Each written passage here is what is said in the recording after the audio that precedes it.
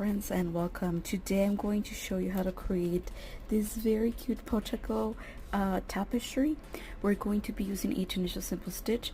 So since it's a fairly smaller project, you can get away with using your regular crochet hook, but this time I am using a Tunisian crochet hook. It's a 4 millimeter crochet hook, and where I'm using a 4-weight yarn for this project in particular.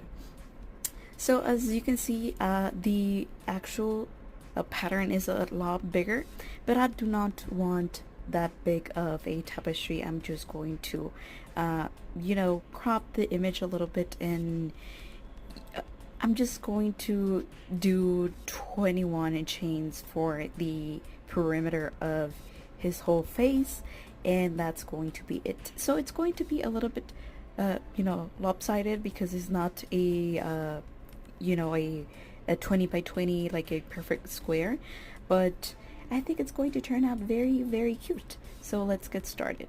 For that, we're going to chain 21 chains, and this is the front side of your chains. We're going to work onto the back side of our chains, so we're going to count this loop as 1. We're not going to, because we're going to work onto the these chains on the back. If you run your fingers through them, you feel like little bumps, and we're going to work onto those bumps. But we're going to skip this very first one, and we're going to go straight to the second one. So we're just going to insert our hook, just like that, yarn over and pull. Once again, we're just going to insert our hook, yarn over and pull. We insert and pull, just like that. Of course, as you have noticed, I am using a slightly darker shade of blue for this pattern, just because I don't think I have that light of a blue on my stash. But needless to say that you can always change the colors of your patterns, because it really doesn't matter. Well, it does if you really want it to resemble or be completely a carbon copy of the pattern, but it doesn't really matter for me. So you have probably got the hang of it, and we should end up with 21 loops on our hook, counting the very first loop that we had on our hook. And this is why you might require a longer crochet hook, because as you can see, we're doing kind of like this knitting technique, where you have to get all of your stitches onto your hook. But I think you can really do get away with using your regular size crochet hook. Anyway, we're going to do our return pass, which is a unique thing about Tunisian simple stitch, is that we go forwards, but we also go backwards within one row. So for that, we're going to yarn over and pull through that very first loop on our hook. That's going to be our chain 1. If we were crocheting your regular crochet, that's going to be our chain 1. We're going to yarn over and pull through 2 of our loops, 1 and 2, just like that. And we go again, yarn over, pull through 2, we yarn over and pull through 2, pull through 2, and we continue to pull through 2 all the way down our row.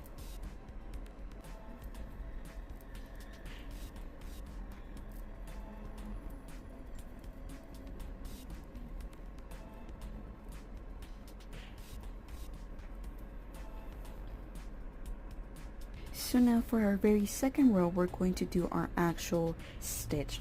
So what we did right now was our foundation, and then for our second row and for the rest of this project, we're going to do the repeat.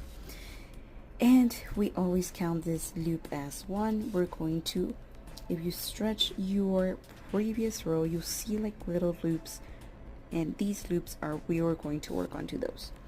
We're going to insert our hook, yarn over, but sorry, I am going a little too fast, but only onto the front loop, as you can see here. Yarn over, pull through. Once again, onto the front loop only, we yarn over and we pull. And then one more time, just like that. We should end up with 4 blue stitches. And then for our very next stitch, we're going to introduce our outline for our Pochacco character. And we're going to insert our hook just like we did before, yarn over with our black, and pull through. We're going to do this for 10 stitches. And what I like to do is I like to move my tail back and forth so that it catches with my working yarn. So you'll see it'll get trapped in there so that it doesn't unravel.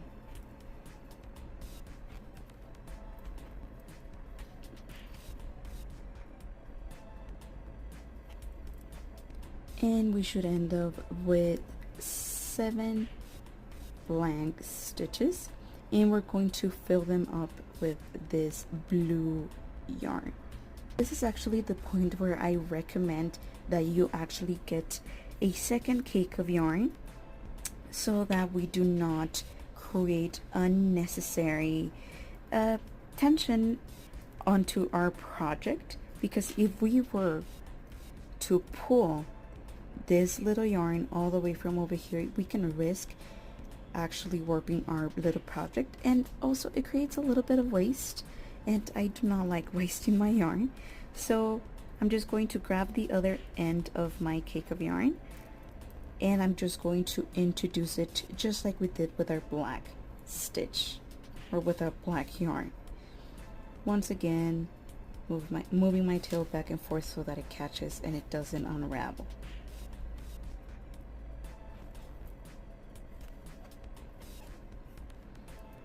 And for this little bit at the end, we're not going to do the front loop only, but we're going to catch both of the loops that are here.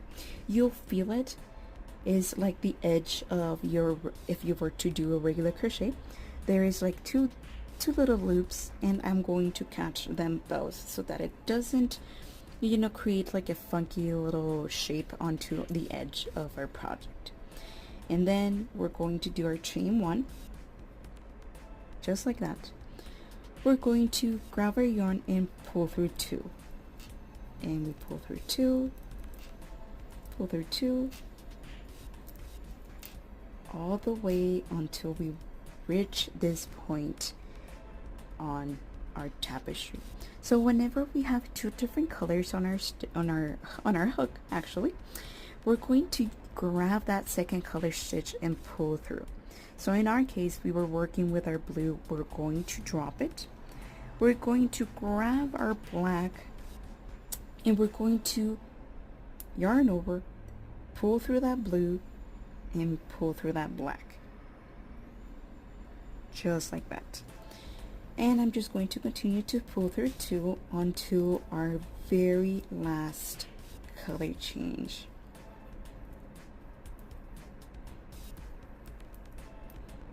Right around here.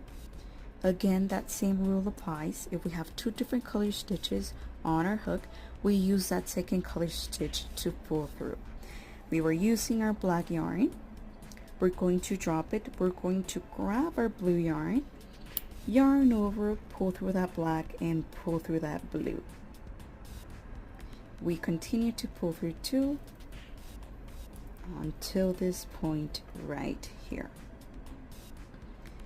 Just like I told you at the beginning, it's not going to be perfect because the character is a little bit like, you know, skewed to the side, but it's fine. I like it that way.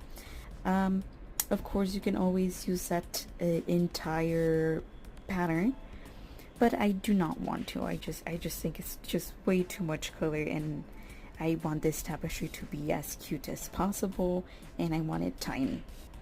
So this is actually where I leave the startup. This is everything that you need to know for the rest of this tapestry.